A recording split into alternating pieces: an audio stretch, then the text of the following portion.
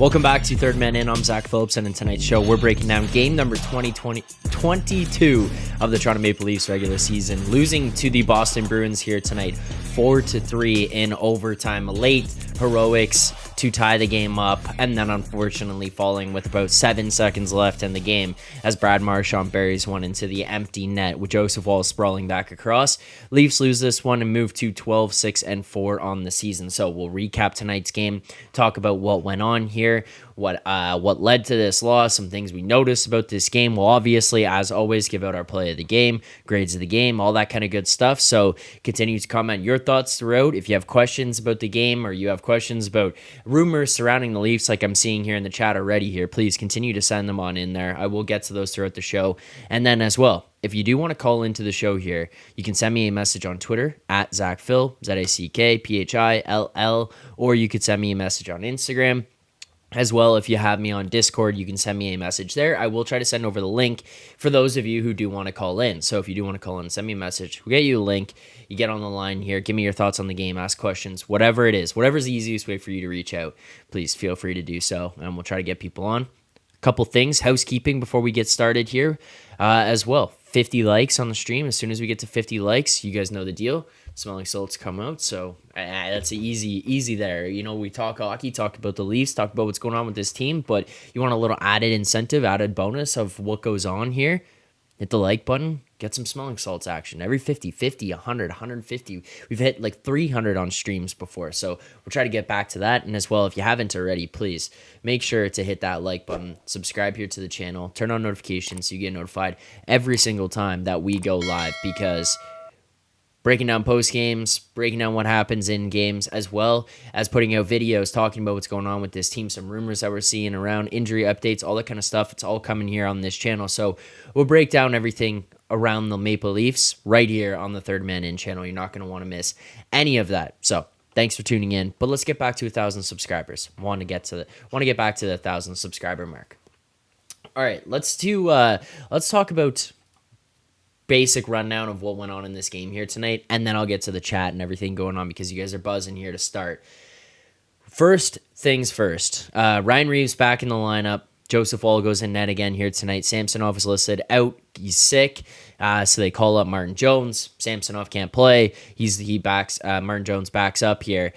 Woll gets another shot at it. He's played really well as of late. He's kind of being a very key, important piece for this Leafs team, especially considering what's gone on with Samsonov and his slow start to the season. I thought Woll played pretty well here tonight, but he's been prone to giving up like that bad goal. The one that you kind of sit there after the fact and say, what the hell? How did that one happen? You'd want that one back. You know that he wants that one back. Now, I'll be completely honest. I didn't do the game against Seattle, the post-game stream there, because I was working.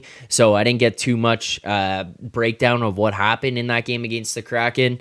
Now, as for Joseph Woll, he played incredible in that game. Everything that I saw from him was highlights of him standing on his head. I listened to people talk about him after and how the importance of his level of play, how important he was to the Leafs being able to win that game against Seattle. So by all accounts, Joseph Woll played really well there. I think he played for the most part really well tonight. That goal that was scored for Boston to take the lead late in the third period, that's inexcusable. The other ones you can kind of look at and say, hey, something went wrong here. There was a breakdown from this standpoint, whatever it is. That one there to take the lead late in the game, inexcusable for a goaltender in the NHL. And now I'm not going to sit here and shit on him, but that's the reality of what that goal was. The puck is shot for farther out. It goes in his glove. He thinks he has it. He doesn't. It's sitting on the ice beside him. Ends up going... being able to be put into the empty net by Trent Frederick there because it's just sitting, waiting to be poked into an empty net. That's when you kind of got to have to have some type of awareness that you don't have it, you see later on Ullmark down the other end. He had the one shot that went off his glove. He knew right away that it wasn't in his glove. Bounced out, and he made the reactionary save to at least get in front of it and then be able to make a play going across the side of the net to try to stop a backdoor shot there. It's just the awareness from that situation. Look, outside of that, Joseph Woll, I think, played pretty well. Even in terms of that last one where Marchand scores, though, it's a little bit sprawly of Woll, but I'm not going to jump on him for it because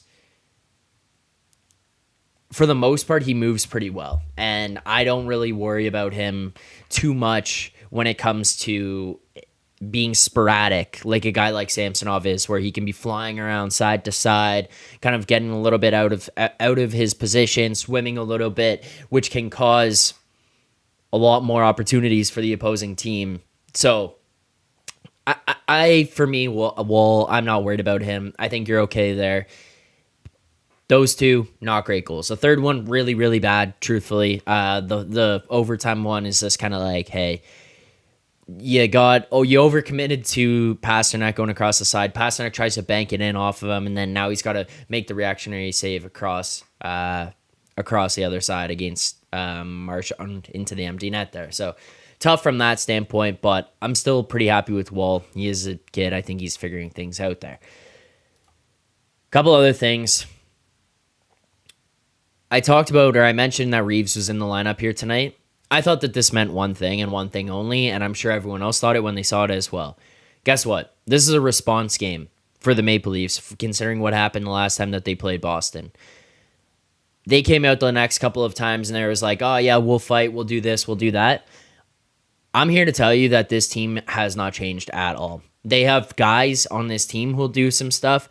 Domi, Bertuzzi, I think, isn't afraid. He's not necessarily going to go out there and fight people like crazy, but I don't think he's afraid. I don't think he's a scared player out on the ice. Reeves obviously will fight.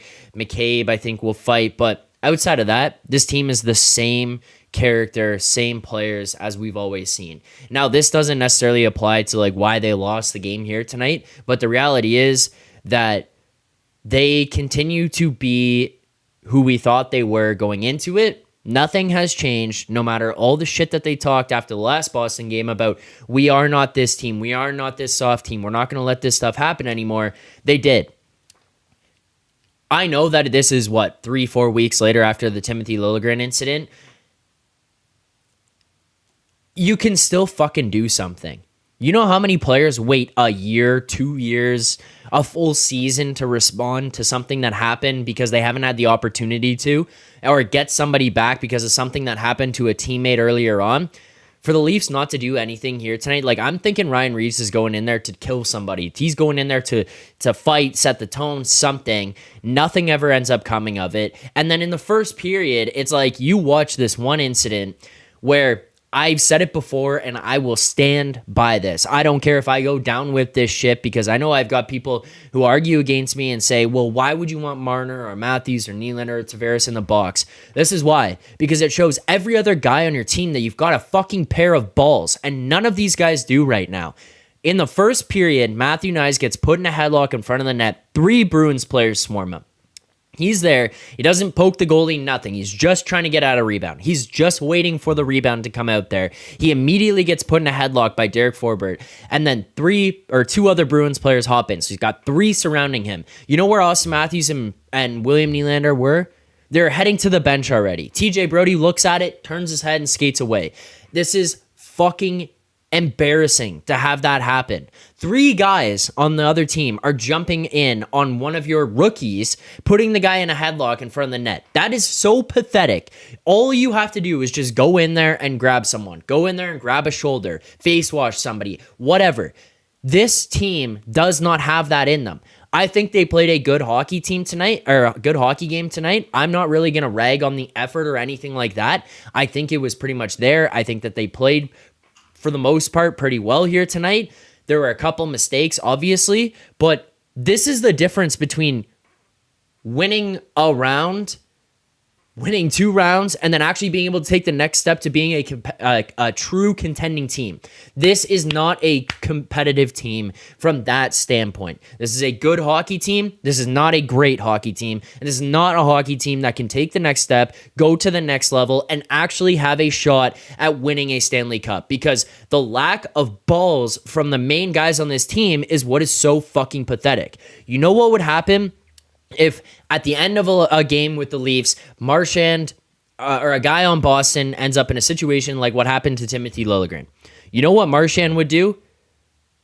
He would go out there and slash the guy in the balls, or spear him in the throat or something. And maybe it's not acceptable from a generic hockey standpoint. And I get that. And I'm not condoning going out there and doing that. But you know what that says to the guys in his locker room? It says, I'm going to stick up for you. Because that guy went after you, that guy injured you, that guy put you in the stands, you haven't played in 2 months or a month and a half here, and I'm going to go back and I'm going to respond for you. I'm going to stick up for you, because you can sit here as a fan and say, this doesn't do it for me. And I listen to the fucking guys from The Athletic go on Toronto radio with the Overdrive guys yesterday. It was one of the most mind-boggling things in the world, because they had Mike Johnson on at the same time that Jonas was on there, and they're asking, and Johnny said, somebody should do something.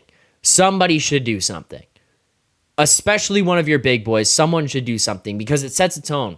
And Jonas said, that fucking crybaby, he goes on and says, oh, well, how does that help us? Mike Johnson said, it doesn't help you. It helps the guys in the room. Who gives a flying fuck what the guys in the stands that are watching think about whether that is the right or good thing to do? You know what it does? It tells the guys in the room that you're in a position to stick up for each other. That liberties can't be taken without consequences coming back the other way. This is a good hockey team. Could potentially be a great hockey team. They're not missing play. They are, in terms of, there's a couple holes, there's things missing there, but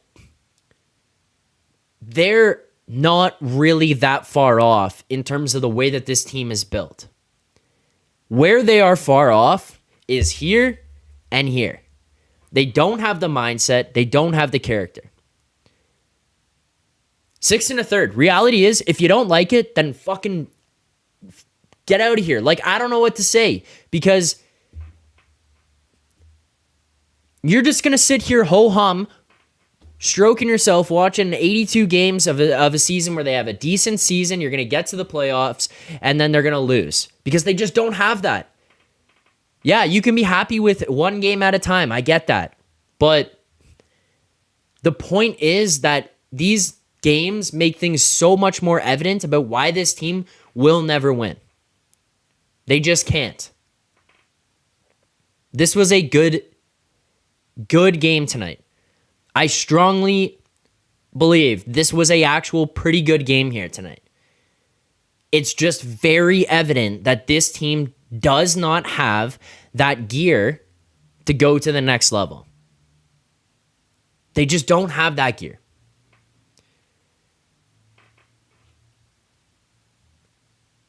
I think that there was kind of two things that could have or should have happened to start this game here tonight. The first one would have been one of those four does something. And what I mean by that is you go out there, take a run at a guy. Doesn't have to be dirty. You don't have to blow him up. But the puck goes in the corner, and Matthews comes in barreling in and smokes it or hits the defenseman really hard in the corner. It's going to kind of set the tone.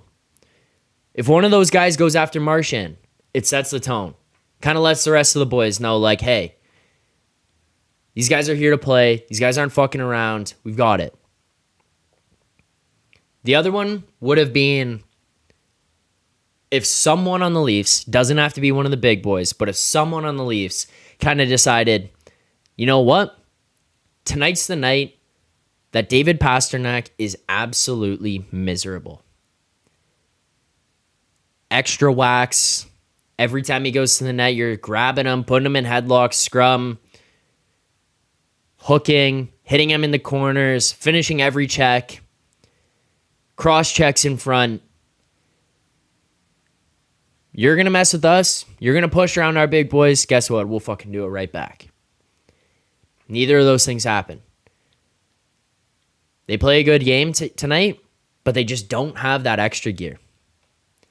They just don't have that extra gear in them. Frustrating. That is what's frustrating. All right.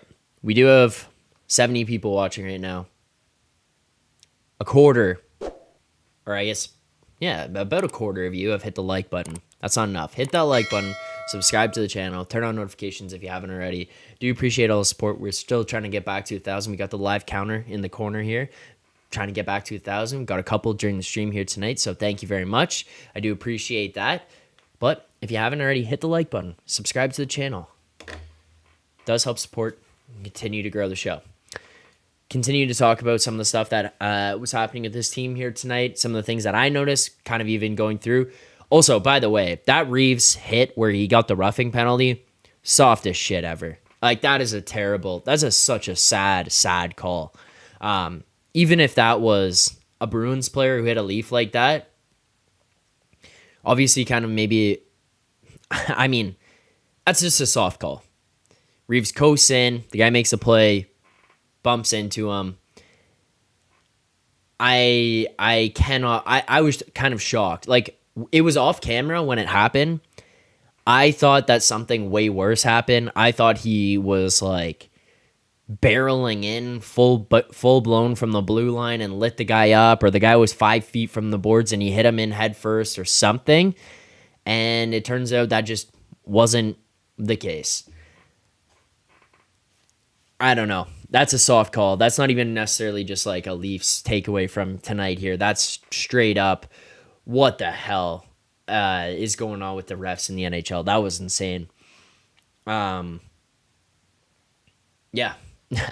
I don't know. That one was whack to me. Yeah. This team does struggle a little bit defensively. Rob there mentioning Riley -3 tonight, Brody -2, I believe, as well. The defense on this team, I think, is just not in good position. I don't think TJ Brody is a number 2 defenseman, and I think he's being used as like one right now. I think that that's the wrong deployment. I think he's playing too many minutes. I think he's out there in bad matchups. I think he'd be much better suited for probably a second pairing position. Lower the minutes that he's playing, lower the level of competition that he's playing against, so that he's not out there in situations where he's going to get exposed by your Pasternaks and Marchands every single time that he's out on the ice. You're facing off against a second line maybe, or in that kind of little bit of a diminished role, and I think you're in a much better spot. Also going to address this right now. Aiden Simpson saying missing Dubas right now. I'm not, and I don't see why people would be. It's not necessarily like, oh, I'm ecstatic that he's gone. It's just like, I don't understand the missing Dubas mindset for people. And I hear it all the time, and maybe for me, it's just getting more and more jaded because I'm listening to these goobers over on The Athletic just stroke off Dubas every chance that they get and how upset they are that he's gone. The one thing that I keep hearing over and over and over again from these guys is about how bad this D is. This D was fucking built by Kyle Dubas. Morgan Riley was here beforehand, obviously, but Dubas extends him. Dubas signs Brody. Dubas trades for and signs Gio. Dubas trades for McCabe. Dubas has Liljegren here. Like, what am I? Dubas trades for Timmins. The only guy that was brought in by Tree Living was Klingberg. It didn't work, and I think a lot of that probably has to do with the fact that he's injured. Definitely a more expensive signing than it needed to be, $4 million. This guy can't even play, but it looks like you're probably going to get out of that because the injuries that he's got are holding him out from even being able to go out on the ice. So I get that. I will 100% say that that was a bad signing in terms of what went on there, whether it was evaluation from the type of player he is or evaluation of the injury that he had or the lack of awareness of that. But I just can't personally get to the point of saying I miss Dubas because the biggest knock that these guys have is on the defense, which was built which was built by Kyle Dubas. Like, the whole thing was built by Kyle Dubas. So if the argument is that the defense isn't good enough, then the blame should be on him. And if you're going to sit here and say, well, True Living didn't do anything to change it, the guy fucking came here in the middle of the summer. I don't really see how this is like, oh, True Living didn't do enough with the D. You get put in a tough position. Like, are you just going to come in here and blow things up the second you get here? Obviously, upper management didn't really want them to blow things up from that standpoint either, or have, thank you for the blessies, didn't want them to come in and just make some crazy drastic change. So that's one point. And outside of that, it's like, oh, the bottom six or the supporting cast isn't that great. Well, I think Domi is an upgrade over Bunting into that top six. Matthew Nyes is obviously an upgrade, which that was a Dubas draft pick, so kudos to him. I'm fine with that. But then it's like Järnkrok is now finally able to play into the bottom six and not have to be jammed up into the top six. That helps this team. That improves the depth of this team.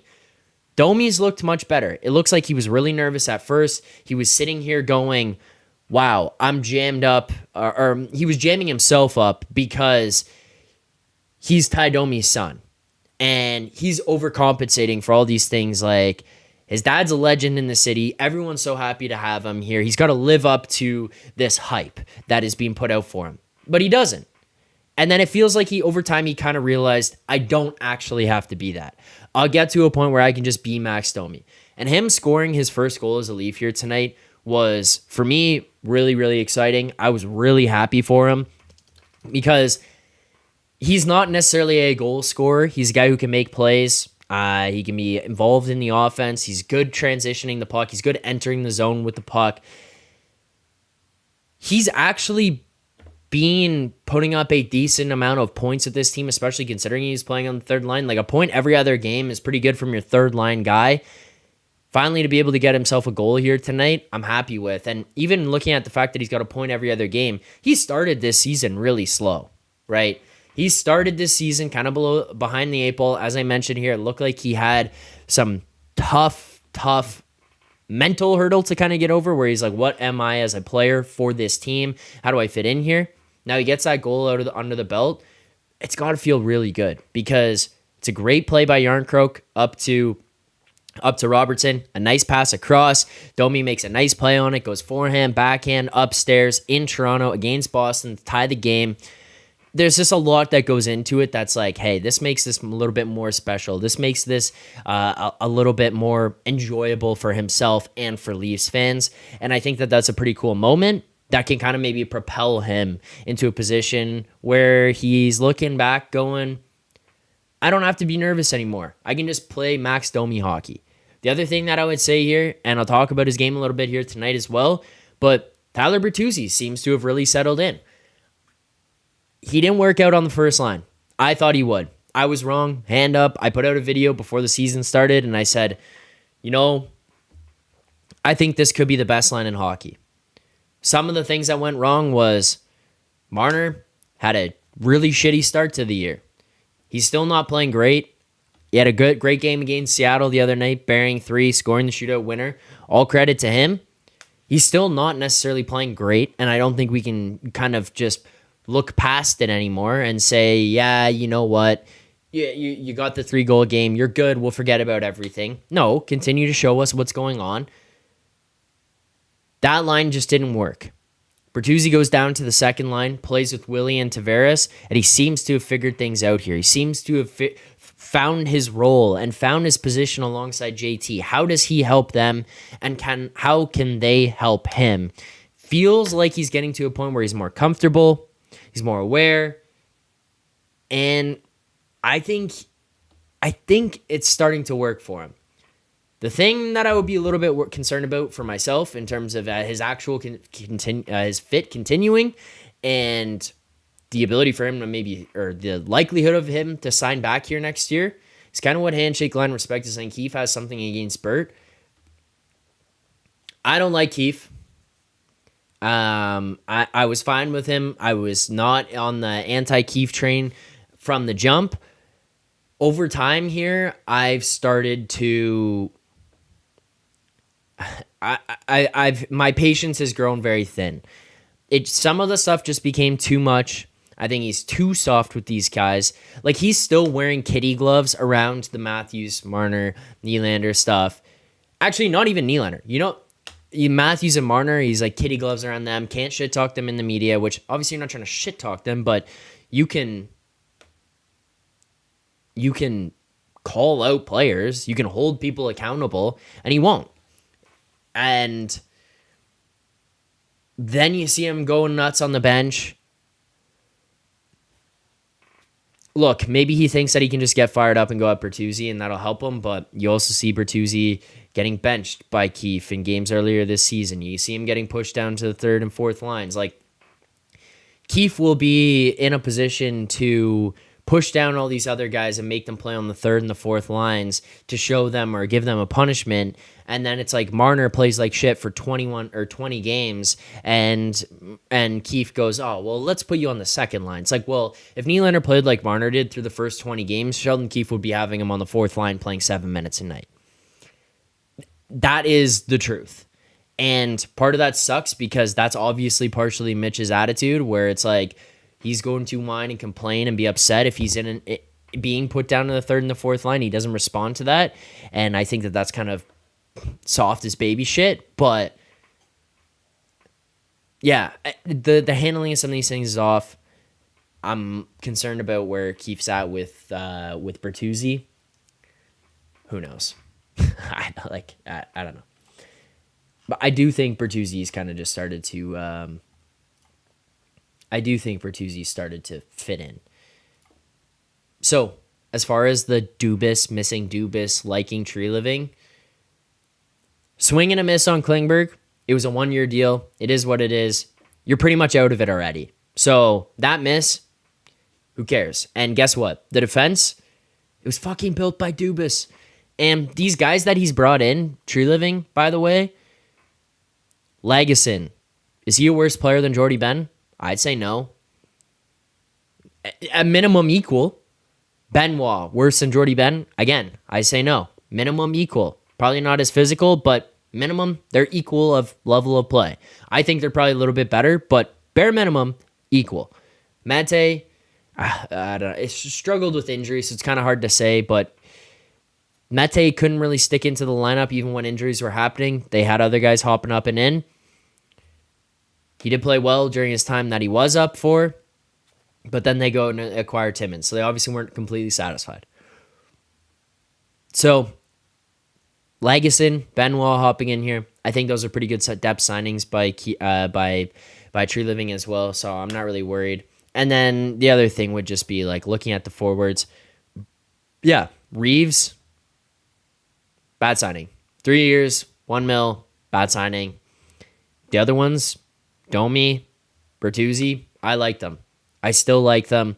And I think that the only people that don't is the nerds who build out the sheets and don't actually watch the games and compare eyes and seeing what's happening to what the numbers say as well. Because every now and then, you actually do have to watch what's happening and you do have to get an idea for what's going on the ice.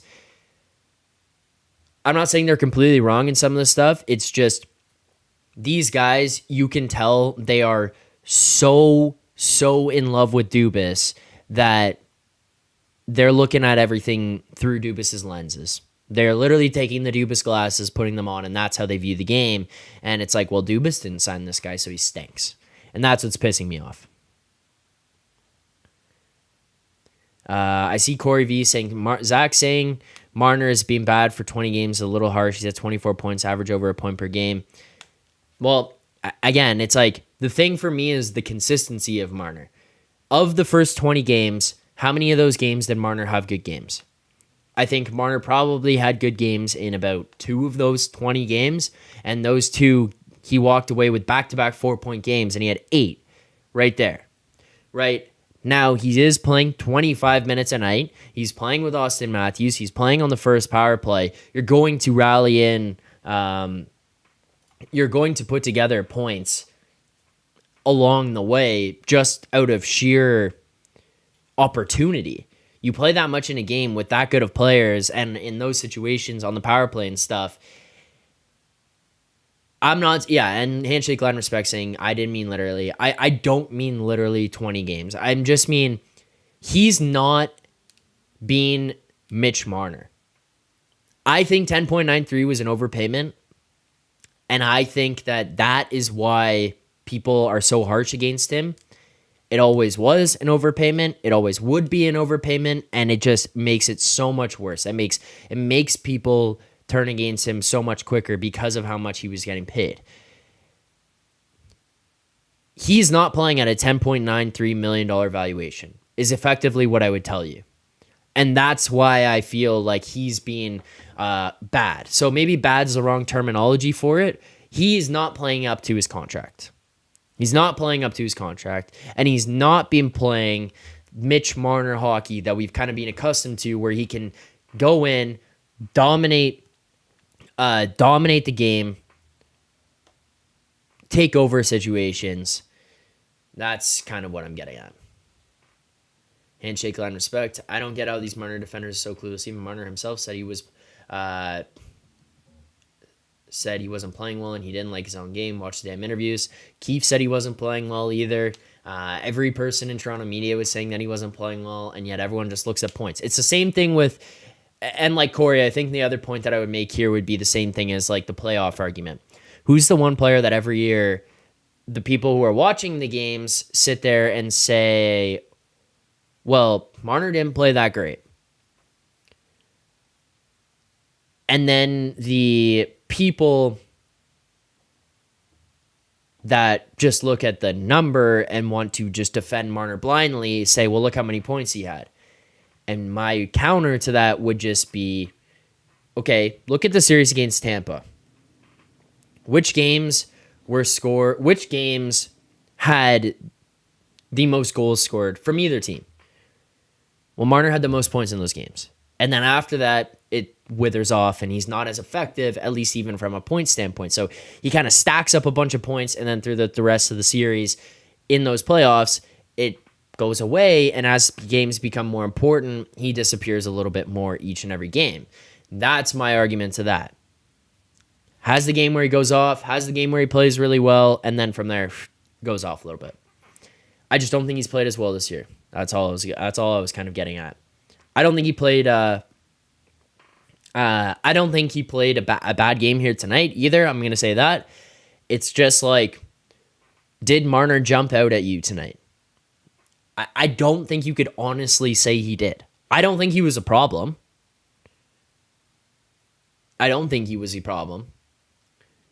But I don't think he was like standing off the page as like, oh, Mitch, this is Mitch Marner. Where I kind of thought, hey, he got 3 goals, he scored the shootout winner, he's gonna be rocking. He had a couple good plays, but other than that, it just wasn't there for the whole game. It's kind of what it was. Yeah, I don't know. I just want to see some consistency out of it. Yeah. All right. Let's continue to read through some of the chat. Again, if people do want to call in, send a message. I see Gord in there saying he'll be back next week.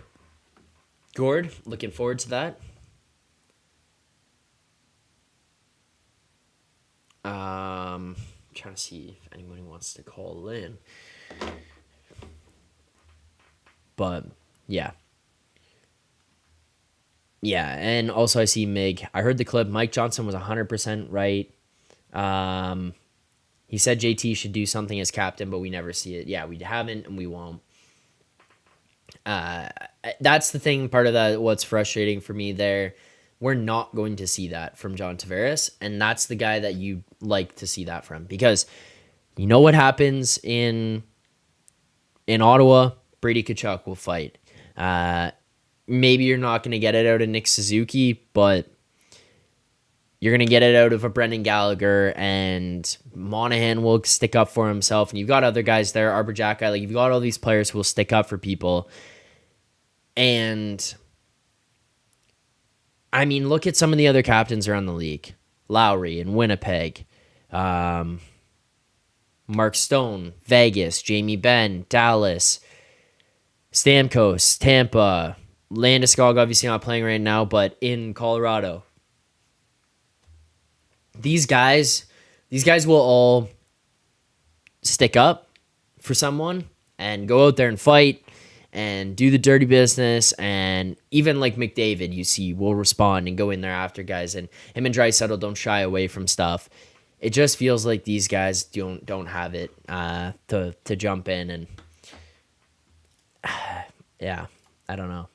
That's the frustration. Yeah, Eric, 6 1/3 is a Mitch Marner burner. Yeah, plus EV prop, dude. Correct. Dallas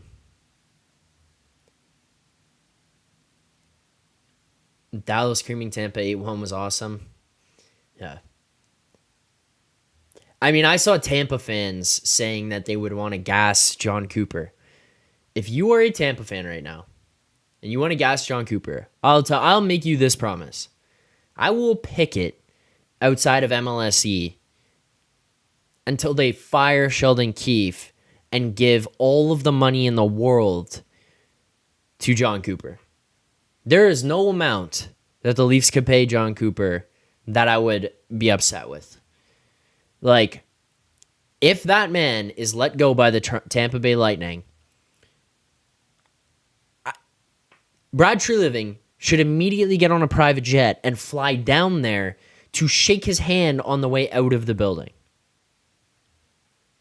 and say, welcome to the Toronto Maple Leafs, and bring him a duffel bag full of cash.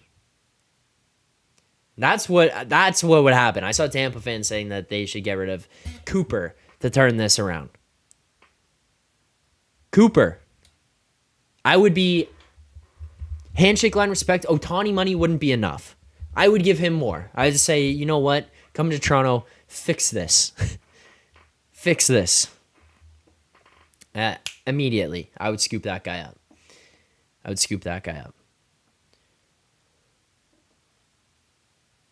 6 1/3, 59 more games. You're digging a deep hole.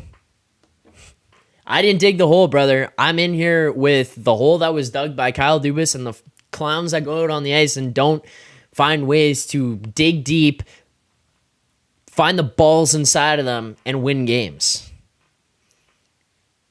I'm just in the hole with them and sitting here going, why the fuck is this hole so deep? Why do you keep digging? I'm not the one digging. I'm just in there with them.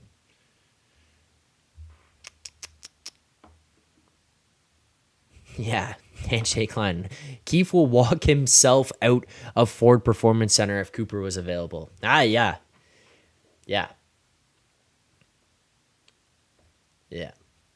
Yeah, Corey. Brad Treliving himself would tell him that he's fired, and then you are now a Toronto Maple Leaf. That would be right then.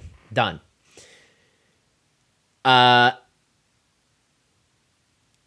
Yeah. Also, Sherry saying Vasilevsky was pulled. Yeah. It makes sense. Look, he's just coming back from injury. I think he's going to get back to things back.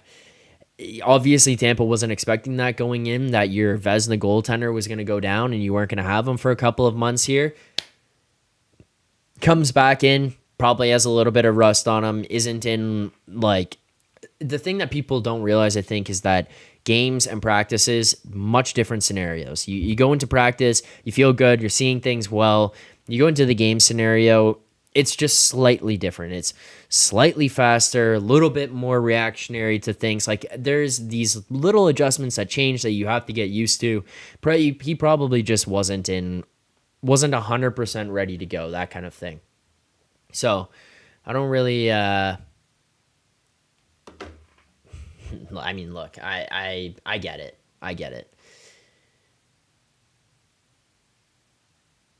Our man, Klingberg is a mistake. Brad should sign Dumba.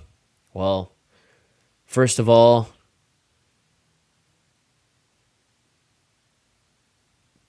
Dumba's with Arizona, so you can't sign him. Second of all, I don't think Dumba is like that crazy. I mean... I'm just trying to find how much he signed for.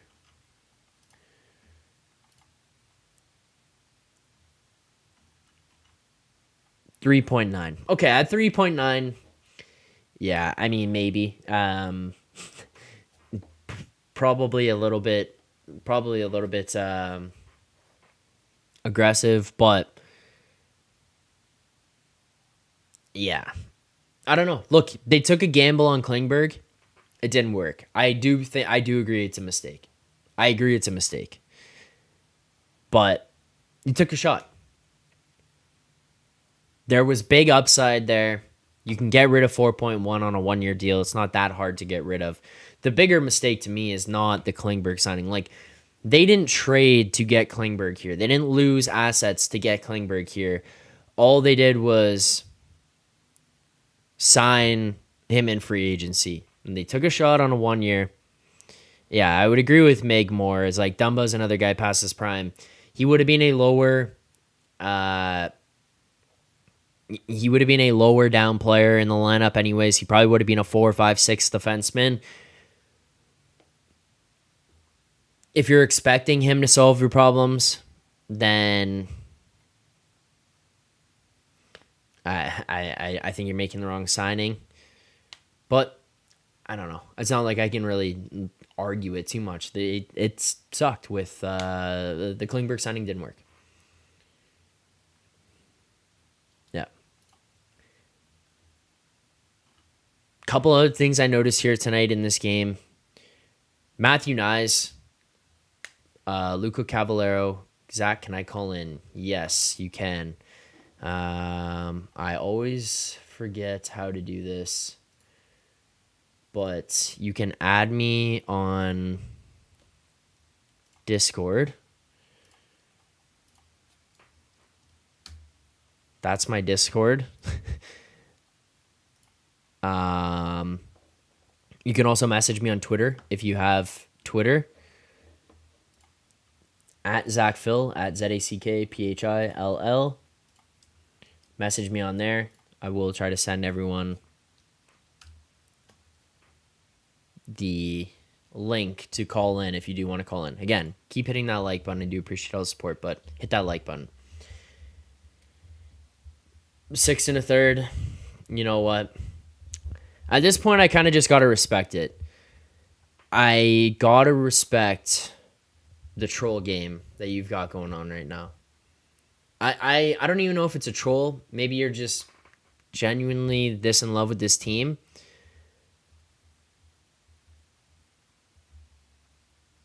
But maybe you've just trolled yourself to believe that this is a team that can win the Stanley Cup. I respect that. I think I'm a realist. We've realized that this team can't win. We've acknowledged the team can't win. We said, you know what?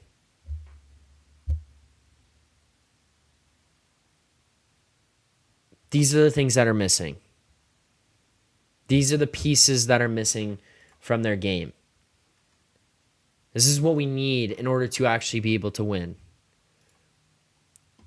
You've got yourself to a point where you've been able to blind yourself to the problems in this team and just say, run it back. Kudos to you for sticking with it. All right, super chat here. Do you got to get to that?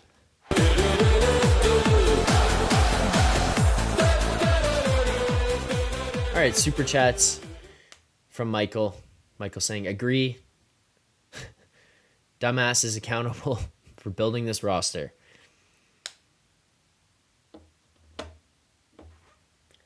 Michael, thank you for the super chat.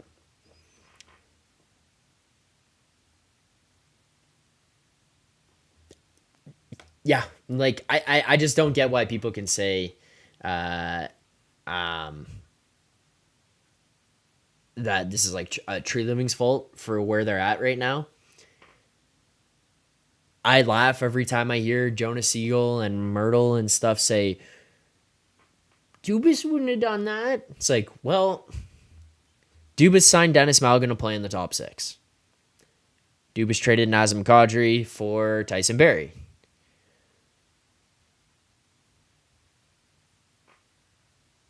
Like, right? That's all. I don't know.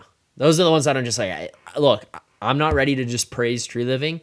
I'm not ready to just jump down his throat either, but saying that this team is Tree Living's fault, the guy made 4 signings.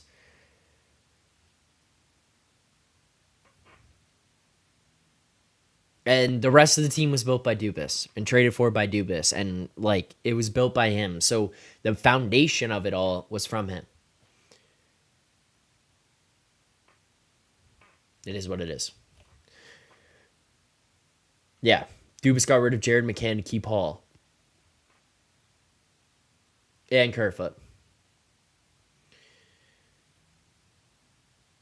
Hurt Locker 66, obviously running it back ain't working. If Shanahan wants to run it back next year, fire him. I mean, yeah, running it back is just not working, clearly. I'm not saying that they got to blow up these four, but you'd think at some point maybe you'd say, okay, you could move on from one to get pieces in another area that could help this team. And the disagreement I have with people on some of the stuff is that they think or they feel like, okay, if you trade Mitch Marner, you have to replace 99 points. You don't. You don't have to, and you're not going to, because you're not going a 1-for-1 trade here. You're not if you're trading Mitch Marner, the objective is not to be getting guys back who contribute a large amount of points. The objective is to get guys back who change your team in another way, who play a different style or brand of hockey or have a different mentality, or maybe it's an upgrade on defense. Like you're trading, and I'm just using Mitch as an example. You trade any of the four, it's the same mindset that goes into trading any of them, is that you're not trading John Tavares to try to get John Tavares or Nylander to get Nylander. You're not trying to do that. And as much as people may love these guys, the honest truth is that you don't need 100 points to still make the playoffs like they did if you're getting the right pieces back and making a hockey trade. What I mean by that is that you add someone who could play in your second and third line. You add a high-end defenseman. Your team is better in a much different way. And then you can go and find other players to fill in different roles. And you can ask other guys to elevate. Those are the spots where you look at and say, hey, we've drafted and developed one. We've drafted and developed in the right areas. And we have guys that can fill in, step in, and grow and develop with us and take over some of these roles so that you can move on from other guys to use your assets to the best of your ability. So that's kind of my thought on that and where those guys are and what you would have to do with them if this doesn't work. But yeah. Hurt Locker 66, defense wins championships. One of the four got to go to get that. Like, I'm kind of in agreement here. And it's like, if you can find a way to get the defense and build around them with these guys still being here, then so be it. You don't have to do that. But right now, it's very clearly proving to be an issue with this team that they're not able to significantly upgrade this defense with all four of these guys remaining. And I think you're kind of fooling yourself if you think otherwise, because where is the money going to come from? Where is the space to be able to fit these guys in the cap going to come from to do that? Like, you miss out on some of these other pieces because of the money tied up within those guys, where you kind of just are set back with some of that capital tied up in there. If you can find a way to do it, and you can find a guy who's on a contract that's going to need to be upgraded in the future, 2 years from now, whatever it is, but they can upgrade your defense, then sure, do it. But I just don't think as of right now they're good enough on defense, and I think part of it is just because of where that money is tied. Denver Charlotte Ball. Zach, I have to get going soon. Quick question though. How come Leafs players never want to take discounts to win a championship, but Boston and other teams do?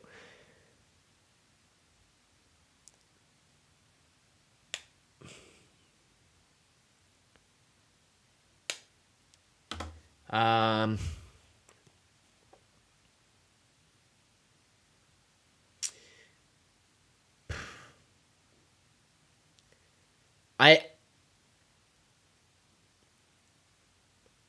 don't know.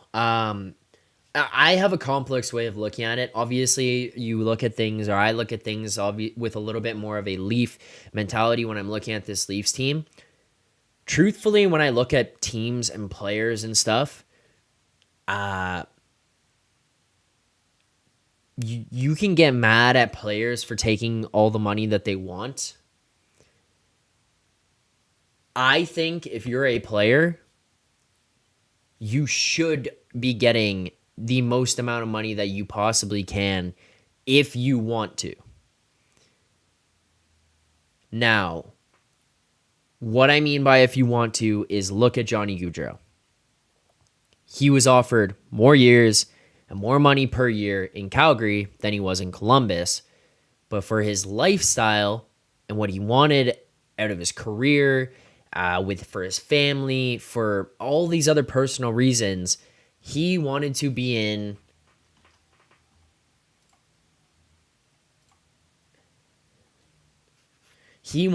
Columbus. That was where he wanted to go. That was what he felt was best. Some of these other guys, they just don't care. It doesn't matter to them.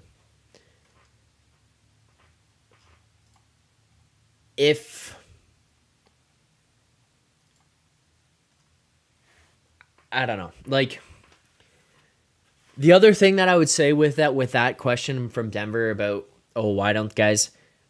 The GM is also responsible for not being willing to give that to them. With William Nylander, they held off, and then he signed at the last possible minute. Got the deal in, 6.9. It was a steal. The Tavares signing opened the door to a whole lot more possibility for downfall. The Mitch Marner signing was the mistake.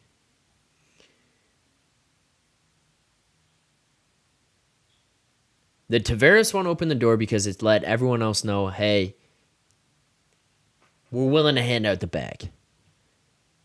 John Tavares was worth and is worth $11 million. He is a upper echelon centerman who is demanding from the market above $11 million. He quite literally took a pay cut to come to Toronto. Whether you believe it or not, he took a pay cut to come to Toronto.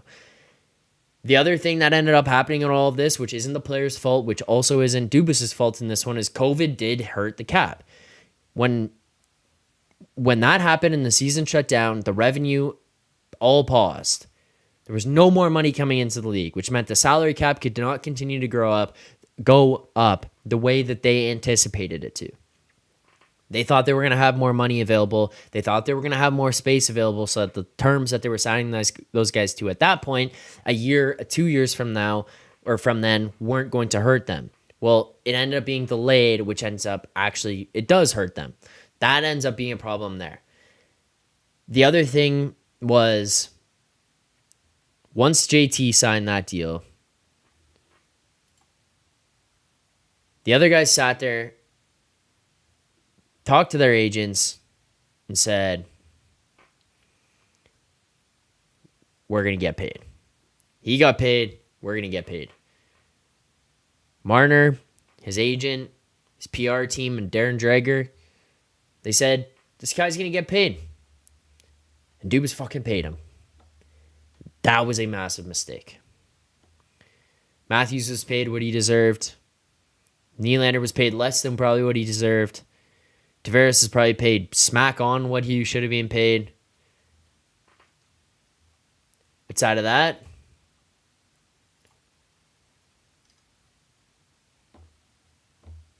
Marner overpaid. Probably by about $1.5 million to $2 million. Tough scenes there. Tough scenes. Super chat here.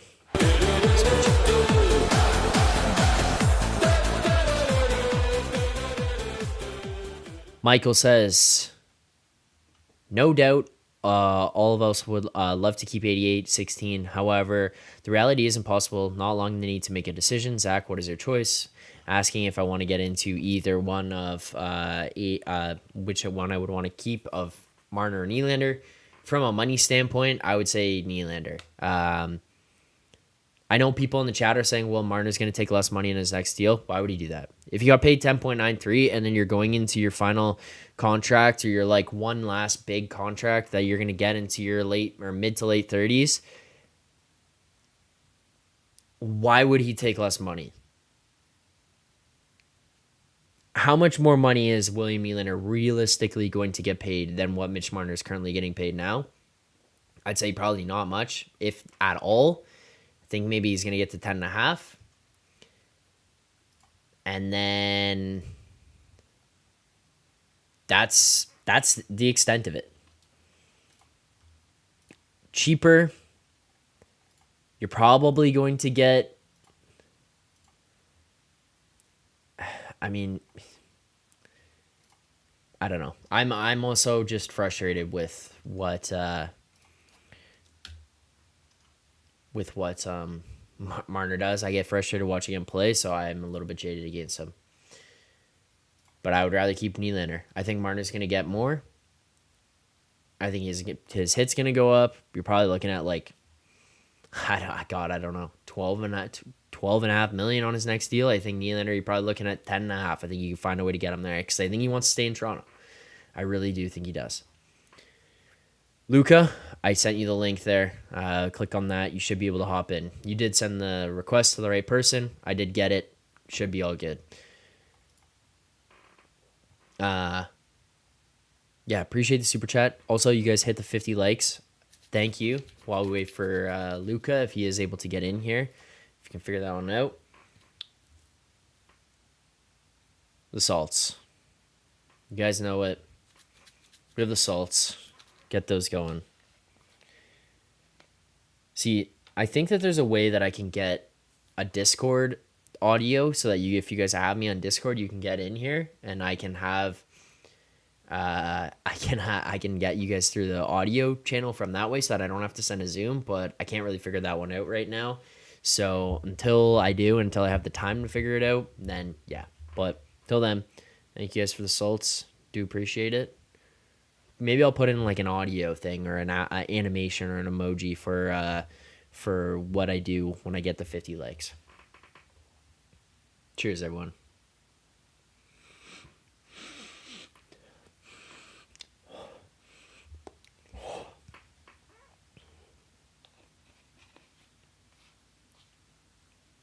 All right.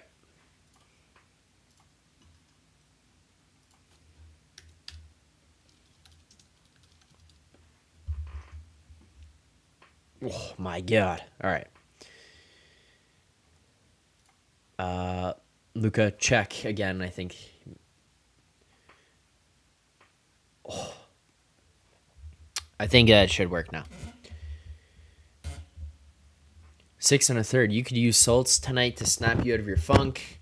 I'm in no funk, 6 1/3. This team is not fun to watch, let's be honest. Also, by the way, San Jose Sharks. Yes, that is correct. The San Jose Sharks have more regulation wins this year than the Toronto Maple Leafs. Take that for what it's worth. The San Jose Sharks have more regulation wins than the Toronto Maple Leafs. I don't know how you could sit and just tell me that that's enjoyable right now to watch. Like, even these games that they're winning in OT, I'm happy that they're winning these games in OT, but it's like, it's not fun games, and they're not storming back to win these games, and a couple of them they're giving away, or they're just kind of getting it.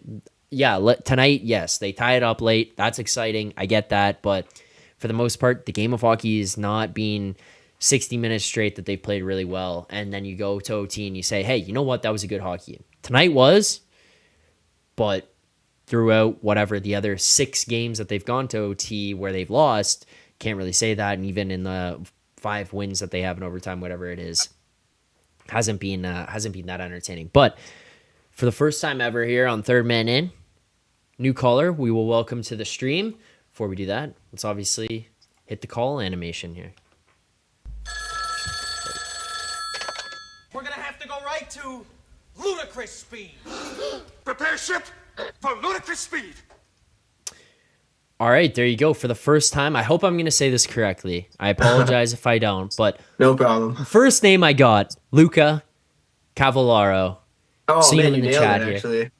There we Nailed go. it. All right. Atta I'm glad boy. to hear. I'm glad to hear. I just Luca, wanted how's to it say going? before we get it started, man, always liked your stuff on the Leafs Digest, man. Like right when you left, I was looking all over for you. I'm glad I found you. Well, thank you. I appreciate that. I'm glad you found me as well. It was time. Had to make the move over. Had to start. Time to start my own stuff. So I appreciate For that. I sure. appreciate you following me. But yeah, thank you. No worries, man. Yeah, one thing I wanted to discuss was I think it was the end of the third, Marchand just totally snowed Wall and nobody did shit about it. Yeah. McCabe gave him a little bump.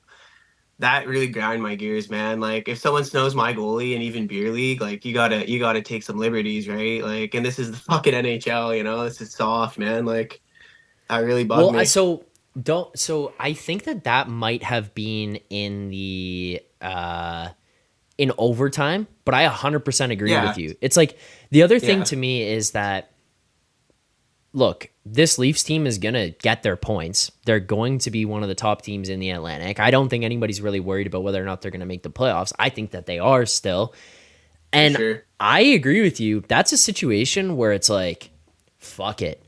Let's take our shot. I'm gonna Yeah, send a message to this guy. You snow my goalie, like I'm gonna cross check you in the teeth. Now, like obviously, it doesn't have to be that specifically, but it's right. hey, I'm gonna take an opportunity here to send a message to you. You also broke Timothy Liljegren's ankle 3 weeks ago, and Yeah, nobody responded then. Now you're gonna come here and you're gonna snow the goalie. yeah. Doesn't make sense to me, man. I don't get why nobody's just beating that rat's ass. Like, I'm sorry. Like, get ejected because I know he's not going to fight you back. Just do it. Humble him. Give him a little roughing up. Why not? No one does it. He's Yeah. the biggest rat I've ever watched play hockey, honestly. I mean, you'd love to have that guy on your team because, everyone's paying attention to him, but Yes. just tough to watch that stuff. And how about an OT there, Nylander at the very end? Yeah, he lost an edge for sure. I'll give him that. Like shit happens, but he like leg locked the guy instead of like immediately springing up. I mean, I know he's already kind of out of the play, but laying on the Well, ice, yeah. not a Sorry. good Continue. look. Yeah, it's Yeah. just not a good look in my opinion. And Johnny T, he's at least trying to get back. He's slow as a truck, but he's chugging along and I don't even know, man. It just blows my mind that the effort on the back check is a huge issue in my opinion, and this defense has got to shape up. Like we are not going to go far in any series in the postseason with this type of back check and defense in general, in my opinion, at least. Yeah, no, I agree. I think that the defense is weak. It's not fully built out. Again, I think this is like a lot of what we're seeing from the other guys is kind of what you're talking about is like the buy-in of things. Yeah, Yeah, like JT, he's got cement in his boots, so he's gonna move slower. He's gonna have that. It's yeah, tough. OT 3-on-3 is a difficult spot for him because if he's not in the offensive zone or he's not in the defensive zone, the rest of 3-on-3 is tough for him to be out there. I do agree with you. I did think it was pretty hilarious that he went into the leg lock because I kind of yeah, liked it. I was like, all right, whatever. He fell, he fucked up, he's holding the guy up here, we're fine. But then it's like to your yeah, point, okay, you let the guy go, get the hell up and get back. Like you've got a spot here to get back and cover the yeah. guy, like you're saying. Then that's the missing piece. Like Like I don't picture know, it the this leg way, lock I thought right? was Like funny, but yeah, yeah, like in my head, it's like if he just would have skated back, chances are he may have been in front of the crease area where Marchand was to bury that goal. Like I don't know for yes, sure, right? Like we don't know that for sure, but give credit to Joey Wall too. That guy's a fucking wall. Like I love hmm how what he's doing. Like you can't hate on Wall in my opinion. He's no. doing his job.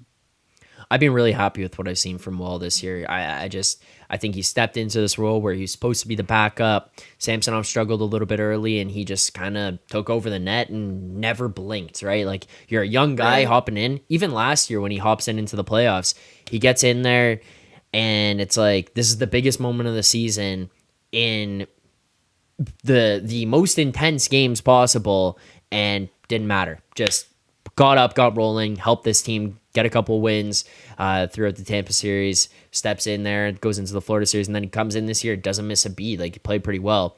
I do still think there's like that kind of kink in his game that you got to work out. Where I mentioned earlier in the show, where it's Yep. like he lets in the one shitty goal a Yep. game. I don't really think he did it against Seattle, but like No, tonight, it's like okay, for that third sure. goal cannot happen.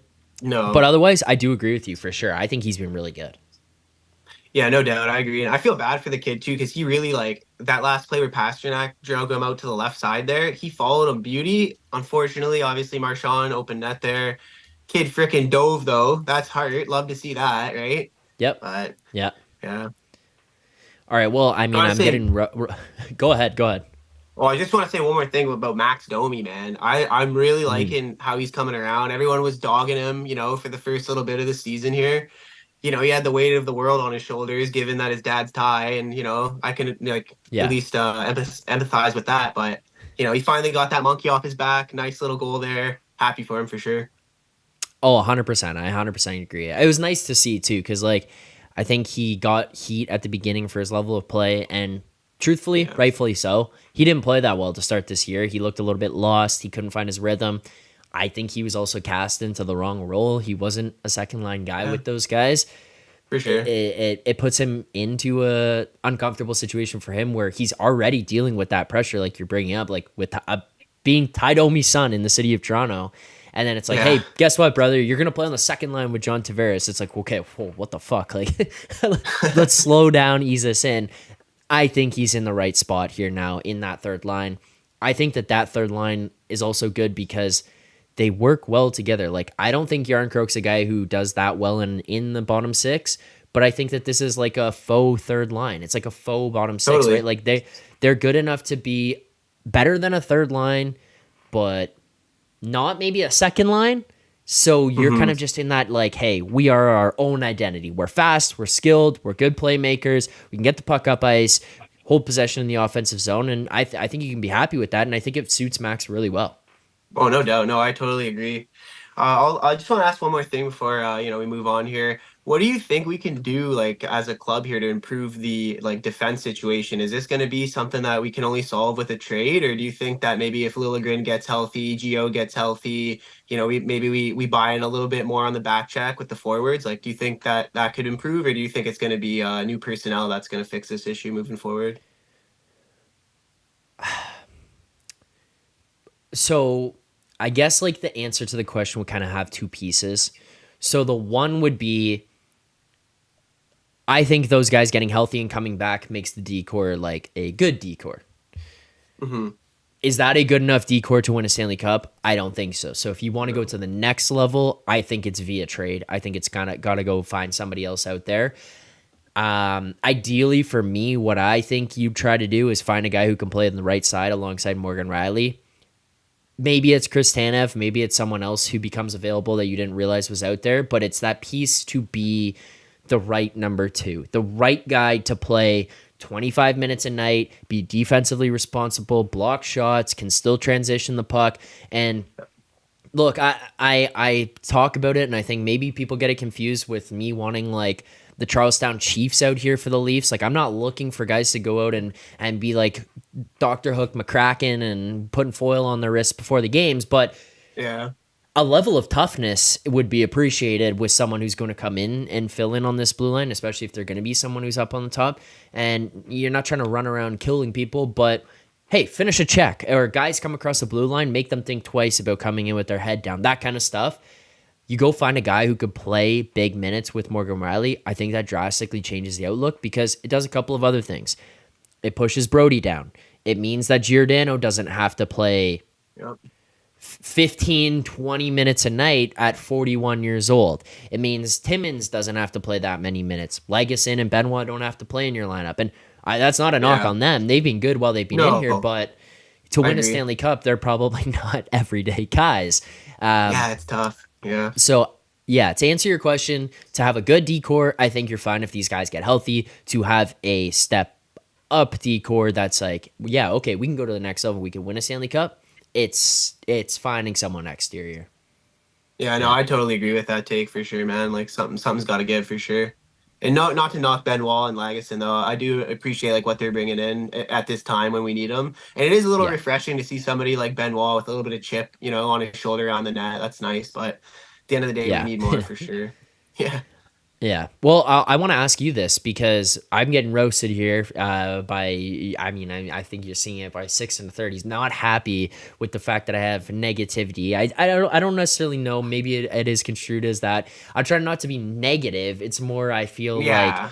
we see these wins. You see a Realistic. game. Right. It's just, hey, do you walk away from where we're at 22 games into the season and think this is a Stanley Cup contending team? I think it's a team that's I going to make don't. the playoffs and have maybe a series win, maybe not a series win, but I don't think a Stanley Cup's within their future right now. That's kind of my thought. Right. Let's flip to the positive side here. Let's look at tonight's game or even where you're at 22 games into the season.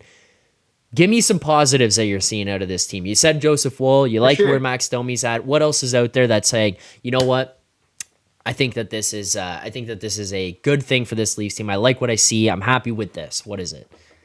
Well, obviously Nylander has been a huge positive this year. That's a no-brainer for sure. He's been a little cooler lately, but I think he's still doing all the right stuff. He's working his bag off. He's making plays. Matthews obviously a little bit of a breakout night tonight. Get his monkey off his back, 2 goals. Hmm. I thought he's been good all season though. He's winning his draws. He's good in the defensive zone, all around the ice. I think he's doing the right stuff. I don't think it's all doom and gloom with this club right now. But at the end of the day, like I think we all expect this club to do a little bit more than what it's doing at the moment, and that's why maybe Yeah. this narrative of negativity is present. I don't want to harp on them though, because I love this team. I've been watching this team my entire life, and I am happy with some of the stuff that's going on, like I said, and I think Marner is kind of starting to find his rhythm too, which is nice. We really need him to kind of get it going again, like how he can. I Hmm. think the fishbowl is helping him a little bit here with with some luck or something. I don't know, but yeah, no, Yeah. I do like what's going on. It sucks that we have some injuries going on. Like Liljegren would be humongous in my opinion right now. But yeah, no, I think that it's not all doom and gloom for sure. Yeah, and I do agree. I think Matthews has been pretty good. I tweeted out like during the game or in the first period of that game, like Matthews in his last 9 games had 1 goal. Like excluding tonight. Out of the last 9, he had Right. 1 goal over the course of 9 games. And from a guy who's your number one centerman and supposed to be dragging guys into the fight, that's not good enough. And I do think in part that's because Marner was struggling. Yep. You're going through some of those changes. Now you flip over. You've got Nylander jumping up into your line. It's a little bit of a change that's going on there. But I mean, I think he's been playing pretty well outside of that as well. You want to see him score goals though, because he is a goal scorer and he's a guy Yep. supposed to be doing that. I think that changes things for this Yep. team. I'll give you another one. I talked about it briefly for tonight. Matthew Nyes. I was just gonna And say that. Fuck. the other day, I think it was the game. Uh, he set a career high shots on goal the other day. Like maybe 2 game, maybe it was the game against Florida, maybe it was the game against Pittsburgh, but he set a career high shots on goal. Tonight breaks the career high. Like he just goes out there. He's all around everything. He Totally. wins corner battles. He finds ways to get guys pucks. He creates chances. He creates rebounds. He's not scared of getting hit. He's not scared of net front Yep. battles. He's just so involved in everything. And Yeah. the other thing I would say with Nyes is you can tell that he takes away pieces from Matthew's game and watches closely because there are some copycat things he takes from Matthew's game and Yeah. implements to his own. But I've been so impressed with what I've seen from Matthew Nyes this year.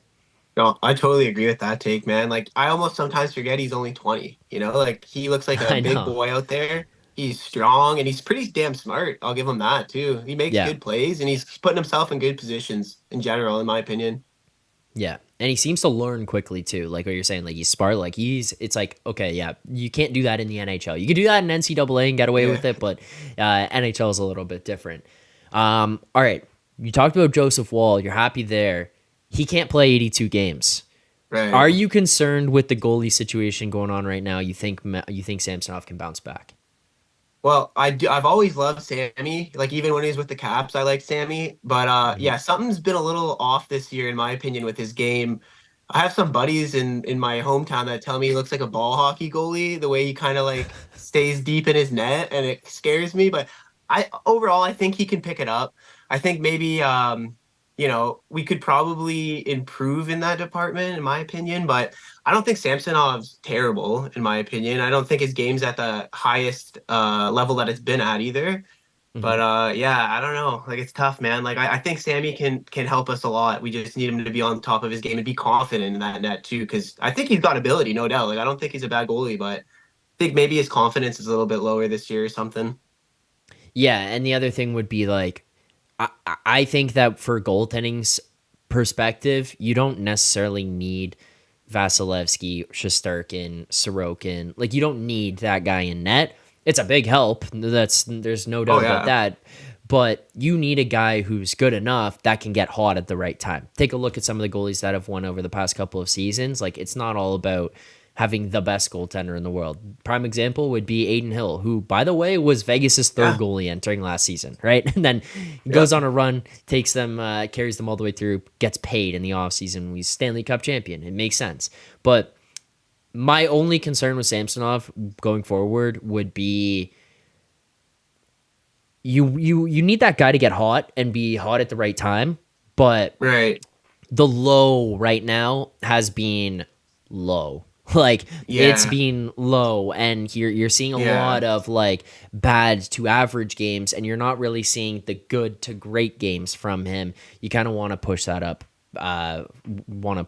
past for there, so that it's like, hey, your low end is like an average game, and then Right. past that, we'll bring things up. But I mean, other than that, not really concerned hitting panic button yet. I also think getting Yeah, the me team in either. front improving helps them out a little bit more.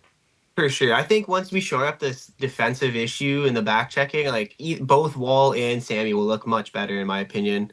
Like Wall's already doing great. Sammy's kind of hit and miss, but I think it'll come around. Like speaking of Sammy, like I was actually at that Chicago game live, and I thought he was pretty damn good. Like this was a couple games back, right? But I watched him stone Connor Bedard point blank from the right circle, like feet away from his crease, man. Like great stop. Unfortunately, that bounce off the glass and then off the crossbar and then off his head or Oh, something. Like, you want to see him maybe figure that oh, out, you were but at you the can't. game in Chicago. Yeah, I took my girlfriend to Chicago for that weekend. We got tickets. Nice. It was a sick game. A lot of action. Yeah. Obviously, we didn't get the outcome we wanted, but Yeah. Yeah. No, yeah. I mean, yeah, that I do agree with what you're saying there, because that was overtime, right? And then yeah, it was yeah. Kurchinski ends up scoring that. I'm Yeah. like, what the Uh, fuck, man? But yeah. you can't hate him for that bounce, right? That was a No. freaky bounce. Like that's a one in a million right there. But yeah, I don't Agreed. think it's all doom and gloom. We got good things happening. I think once the club gets a little healthier and we figure out this little defensive buy-in, I think we're going to be in a lot better position. All right. Let's your first time calling in here, so I'll get you involved in this. Bear with me. For some reason, whenever I do this, the animations seem to be a second or two behind after I click them, but let's do our play of the game.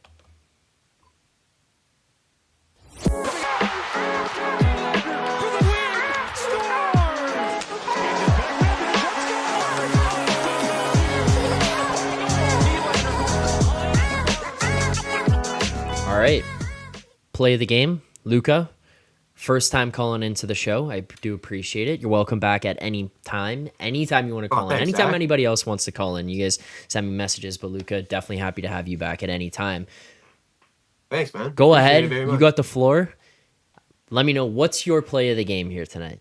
I got it. No brainer for me. In the dying seconds of the third, Marner, filthy pass over to Poppy, rifles Hmm. that puck in the back of the net. That's huge. We don't even go to OT. We're not even talking about 1 point right now if that doesn't happen. I think for me, that's the play of the game, man. That was a massive moment for me. I cannot disagree. I think I would probably actually agree and go double down on this one. That's my play of Let's the game go. as well. I mean the patience there by Marner Yeah. to not just get it and rip it into the net, take the second to look across, find Yeah. Matthews, who is your premier goal scorer, is in a good spot to fire that thing into the open net. That's going to be my play of the game as well. I do have to give the honorable mention to Max Domi's goal. having that monkey come off the back, your first goal with the team, it's at home, it's against Boston, it ties the game up early in the third period. But outside of that, just in terms of like actual hockey play, heads up play by Yarncroke once the puck is turned over by Boston and Toronto gets possession. Domi and Robertson head up ice. Yarncroke takes a look across at Domi, makes the easier, safer pass up to Robertson up ahead of him there, and then it opens up the lane for Domi to be able to take off into the middle of the ice. Robertson with a nice pass across, and then Domi with a nice finish. So that's going to be my honorary mention for the play of the game here tonight. But I do definitely have to agree with you. That's the Matthews tying goal. That will be my play of the game. Just vibes play of the game too. Like it's just to get you fired up for that. But I was wiling out for that one. But no, I agree. I definitely double down on that too with the honorary mention being Domi's goal. That was a great play by Robertson. Great finish by Domi too. That was sweet. Yeah. It was just a great, sick play, and then it's like you just feel good because it's Max Domi scoring that goal as well. I wonder, man. Like him and Robbie kind of got something going there. Eh? I don't know if it's both like they're smaller guys that are quick that can just get into those spots fast or what it is, but they look natural together. I like watching that third line. Well, and it's like Yarncroke fits in well with those guys too. Like he kind of fits that same mold that you're talking about there. But yeah, I mean, I've been happy with that third line once they made that switch and those guys were all put together. We do have a super chat here, so I'll get to the super chat, and I might as well ask you your thoughts while we're at it here. But super chat.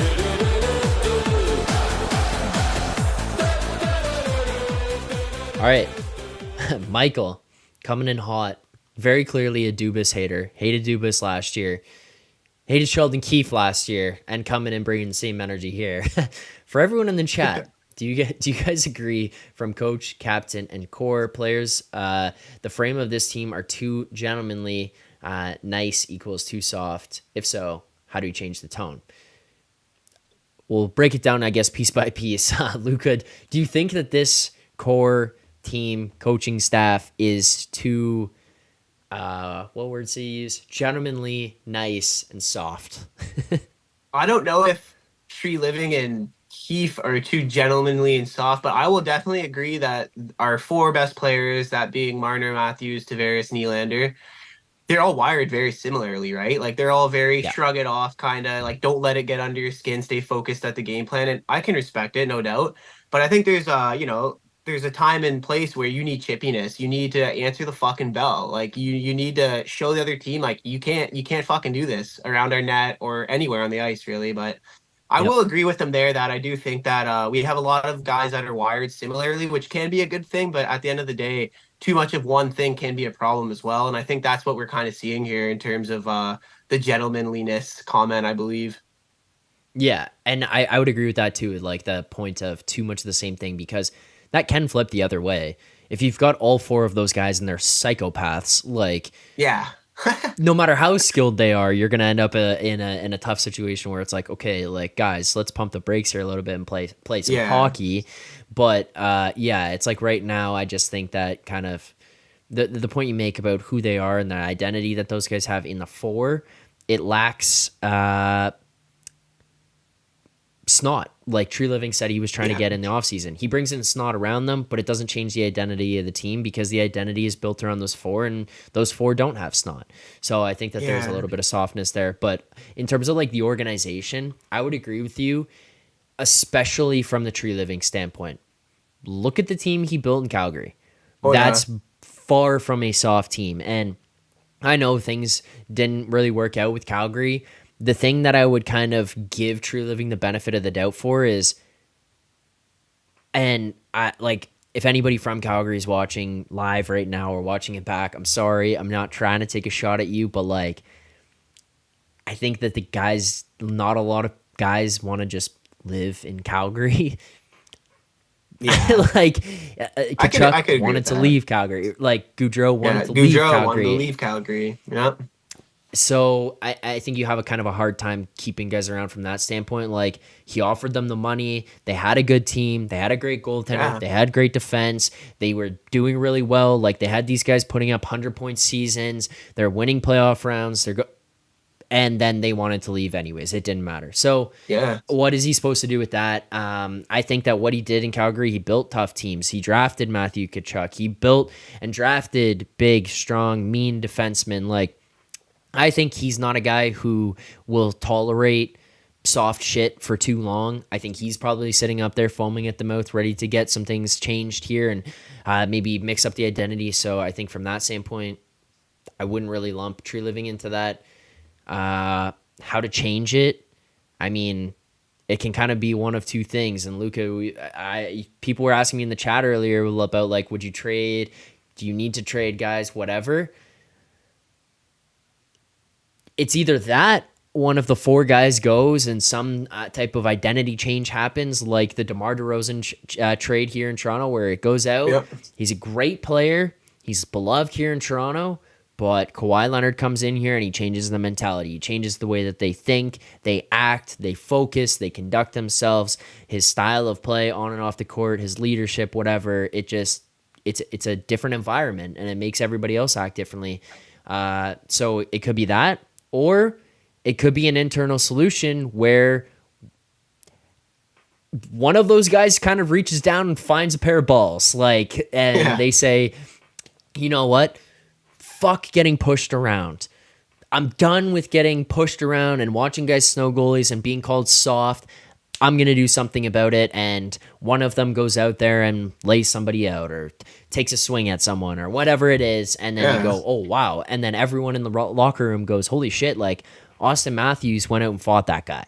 And it just changes the mentality a little bit. So if one of those guys steps up and maybe kind of adopts that, then maybe you don't need to make the trade. But that's kind of where I'm at. I don't know. Do you agree with what needs to change part of that?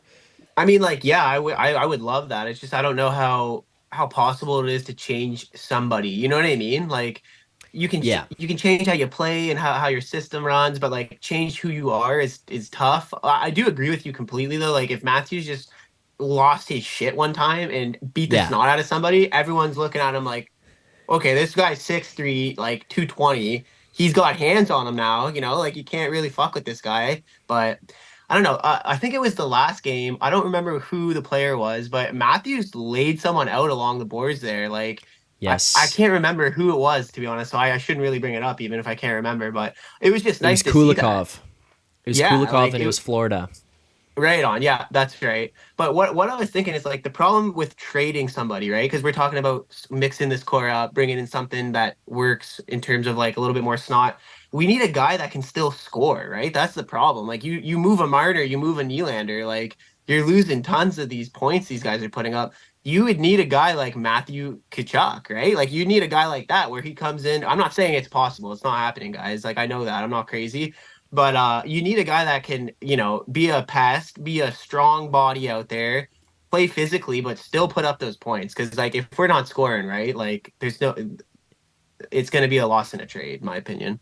So yes, agreed. And like what I said, I was talking about people get on it when I say, hey, one of the four, you're going to trade them, and then they get mad and say, well, how do you replace 90 to 100 points or whatever it is, whichever player you pick and choose your player? Right. How do you replace that many goals with that many assists? The thing is, if you're going to trade one of those guys, it's a hockey trade, and you're not trading 99 points for 99 points. You're trading 99 points for 50 points and 20 points or 30 points from a defenseman who plays 25 minutes a night. And that's a very different thing than looking at it from that other perspective, because you might, and again, I'm just using Marner's as the example here. It's the first one that comes to mind, and it's the one that we've had the most pushback on for different things. But the other thing would be, let's say you bring in a guy who's like a 1-2 defenseman, and Marner's or Nylander's the one who goes out the door in the other way for that guy. You don't need that many points anymore, because guess what? If that guy's here, playing on your defense, playing in your top pairing, you're probably not allowing as many goals. So you're not having to flip it back the other way and score as many to kind of fight back on your problems. Like it's a delicate balance, and it's hard to find that perfect trade, but they can be out there and you can find ways. Like the one thing that I always refer to when people say, how could you trade Mitch Marner? Wayne Gretzky got traded. If fucking Wayne Gretzky Yep. can get traded, like, no one's safe. No Oh, one's safe. 100%. No, I agree So, with you on that take for sure. yeah. But I don't know. That's kind of where I'm at on that. Uh, you know what, Luca? I've got you on here. I might as well have you a part of this one. Let's do our grades of the game. You want Do answers? it. I think I'm entitled. You want answers? I want the truth. You can't handle the truth. All right, if you're in the chat, I need you guys to do me a favor. Hit the like button, subscribe here to the channel. Does help support the show. Trying to get back to 1,000 subscribers there. So do appreciate all the subscribers, likes, all that kind of stuff. Does help. Fire away your grades in the chat. I want to know what you guys think. While Luca's given his, let me know. Where do you guys come in on this one? Just thoughts on tonight's game. Luca, the floor is yours. What is your grade for tonight's game? So like an overall team grade, or am I talking individual guys right now? Well, I would go team grade, start there, and then if you've got Okay. individual guys that you want to break down, feel Totally. free. I'm happy to hear it. Okay, cool, man. Yeah, I'd say, all in all, this wasn't a bad game in my opinion. I'd give them a B plus. I'd give them a B plus. They were chasing a lot. They were. I will. That's why we got some points deducted here. But I thought the fight was good. Like I don't think that necessarily Boston was pushing us around too badly from start to finish. I thought that we were moving the puck pretty well. I thought at least. That Domi line was buzzing pretty well. Matthews got himself buzzing pretty well too. The defense was a little bit of a glaring problem in my opinion. But I also think that the goaltending was stellar. Yeah, Wall let in that third squeaker there, but I thought he was just so lights out, man. Like he was tracking the puck Mhm. well, and just overall, I think the team worked pretty good together. Well, I'm curious to think or ask what you think of the overall team grade. I'm at a B plus here as well. I was close to the A minus. I think one of the detractors is like the Wall third goal. I agree with you for the whole other part of that, but that Wall third goal was kind of a dagger to this team where it's like, all Yeah, right, you got the tie. That was like this is the worst time to have this goal happen. You go to overtime. I think they played well in overtime. There's a couple breakdowns here and there. It's not a perfect game. It felt a little slow to start, which I again like with this team, man. I'm like, why do we got to fight uphill battles all the yep, time? Why do we have to start a game down one? Why do we have to start a game down two? Why do we have to fucking start a game against the Boston Bruins having to come yeah, back from down 2-0, right? Like, let's clean some of that up. Let's not have to go to overtime for all these games, for these points, for whatever. Like, yeah, tidy things up there. Start on time. Like, you get the Pastrnak goal in the first period. Great goal by Pastrnak, but Riley Slice, God, I can't even think of a word for it right now. He drops back a little bit farther than he should have.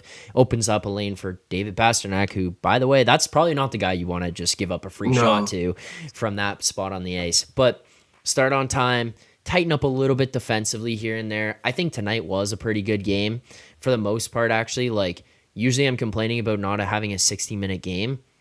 Tonight you probably played 55 minutes. Like, I think that there was like it was really good for like 55 minutes. Then hmm, the other detractor to tonight's game would just be like, you could have responded to what happened against Boston the other night. And I know 6 1/3 is going to be like, well, you want to win this game tonight and you got a point. It's good. I get that. But some things, it's like you could yeah, lose the battle, win the war with some of this where, hey, maybe tonight someone went out there and fought somebody or jumped somebody, stuck up for someone in front of the net, and got a penalty and Boston scored. I think Leafs fans, for the most part, like, I think honestly probably at this point like 85 to 90% of them would be okay with that if it meant that this team was showing changes of character and building something forward to go forward with, where other guys on the team can have that appreciation for, hey, this guy will stick up for us, this guy will stick up for myself.